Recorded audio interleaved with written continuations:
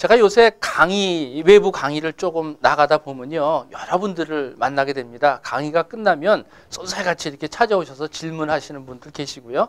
근데 얼마 전에 한 40대, 30대 중반에서 40대 초반 되는 그 남자분이 질문을 하러 나오셨어요. 대개 보면 할머니분들이나 또 연로하신 또 여자분들이 이렇게 오시는데 40대 되는 젊은 분이 찾아오신 거예요. 저한테 질문하기를, 아내가 오랜만에 어렵게 임신을 했는데 입덧이 너무 심해서 어떻게 했으면 좋겠냐 하는 거예요.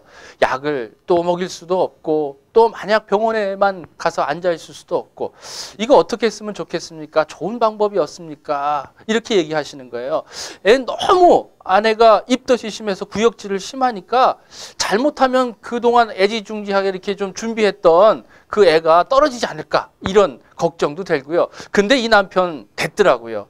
그 아이가 떨어지는 것보다 아내가 먹지 못해서 그게 더 안타까워 갖고 어떻게 하면 그 좀 좋아질 수 있을까요? 이런 질문을 하시더라고요.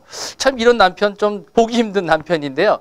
그분들을 위해서 제가 몇 가지 말씀을 드렸지요. 자, 임신하면은 이 입덧이 생기는 건 자연적인 현상이죠. 이것들이 뭐 병적인 현상은 아닌데 좀 불편감이 생기게 되겠죠. 한의학적으로 보면 이 위에 문제가 생겨서 생긴다고 볼 수 있는 거거든요. 위라는 건 소화기 계통에 관련돼 있는 거죠. 그러니까 음식을 잘 못 먹는 거니까 냄새 맡아도 자꾸 구역질이 생기니까 위에 문제가 있다고 보는 거예요. 위라는 기능은 음식물들을 밑으로 내려보내는 역할을 하는데, 태아의 태기가 위로 치받쳐 오르니까 이 위기가 내려가지 못하겠죠. 그러니까 자꾸 바깥쪽으로 나오니까 음식을 봐도 또 음식을 냄새를 맡아도 꽥꽥거리는 거죠. 어떤 분은 음식 소리만 들어도 이게 구역질이 나서 힘들어 하시는 분들이 많습니다. 음식을 못 드시고 구역질이 자꾸 나니까 어떤 분들은 자꾸 음료만 채우려는데, 특히 청량음료는 채우시면 안 되고요. 그런 경우에는 물을 조금씩 드시는 게 좋고, 또 심한 분들은 자꾸 토하다 보니까 이 탈수까지 생겨서 수액을 공급받아야 될 경우로 아주 힘들어지는 경우도 있습니다.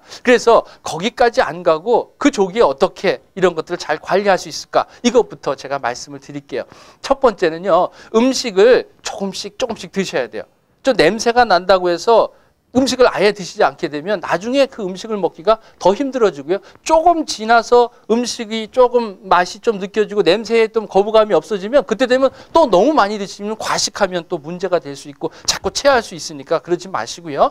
음식을 조금씩 드시는 게 좋습니다. 그리고 음식의 냄새는요, 음식을 차게 하면 냄새가 줄어들어요. 그래서 입덧이 심하고 자꾸 구역질이 나는 분들은 음식을 좀 차게 만들어 놓고 드시는 게 좋지요. 또 이렇게 자꾸 입덧이 날 때 이의 기운들을 조금 가라앉기 위해서 얼음을 입에다 물고 있다가 이렇게 삼키고 하게 되면 이렇게 속이 미식미식한 기운들이 좀 가라앉게 됩니다. 또 임신하면 어떤 음식을 찾죠? 신음식을 찾아요. 신음식이 이 입덧에 도움을 줄 수가 있거든요. 자기를 방어하는 역할도 하고요. 그래서 좋은 게 뭐냐면 매실이에요. 근데 매실을 생으로 날로 드시게 되면요, 너무 시기 때문에 먹기에 좀 불편하죠. 그럴 때는 꿀을 조금 집어넣고 드시게 되면 큰 거부감이 없을 수 있어요. 그러나 꿀을 너무 많이 드게 되면 속이 더 니글니글해져. 그래서 단 음식은 피하시는 게 좋고요. 청량음료 가급적이면 드시지 않는 게 좋습니다. 자, 이렇게 차갑게 해서 음식을 좀 드시는 것이 도움이 줄 수 있고요. 또 하나 건강차로 좋을 수 있는 게 뭐냐면 생강차예요. 호주에서 이런 연구를 했대요. 임산부 입덧하는 사람하고 그 임산부의 생강과 가짜로 이렇게 물을 줬더니 생강물을 한 3주 정도 먹였더니 이 입덧이 많이 가라앉았다고 이야기합니다. 이게 임상적으로 보고된 거거든요. 또 좋은 생각을 하면 입덧이 많이 가라앉아요. 딴 생각을 하는 거죠. 딴 생각도 좀 좋은 생각. 아, 이쁜 아이들이 태어나서 또 건강하게 자랄 그 모습들을 보면서 또 이런 기쁜 생각들을 갖고 있다면 그 입덧의 마음들이 좀 사라져 버리니까 또 입덧이 가라앉을 수가 있다는 거죠. 또 하나 남편분들 생각해 보시면 좋은데, 남편분들의 도움을 줄 수 있는 지압을 하는 거예요.